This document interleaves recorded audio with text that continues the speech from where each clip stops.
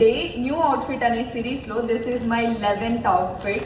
Every day new outfit లో this is my 11th outfit అనమాట. ఇంకా అవుట్ఫిట్స్ కి ఏం చెప్పాల్సిన డేస్ కూడా దగ్గర పడిపోతున్నాయి. దట్ మీన్స్ దీవాళికి ఇంకా ఎక్కువ టైం లేదు కదా, సో చాలా తొందర పడిపోతున్నాం కాబట్టి ఫాస్ట్ గా ఇంకా అవుట్ఫిట్స్ కూడా కంప్లీట్ అయిపోవచ్చు. ఈ రోజు నేను ఒక లెహెంగాని చూపించబోతున్నాను. అది కూడా కింద డ్యూయల్ షేడ్, పైన డ్యూయల్ షేడ్ వస్తుంది. అంటే కొంచెం చూస్తే గోల్డ్ షైన్ అయితే కనిపిస్తూ ఉంటది అనమాట.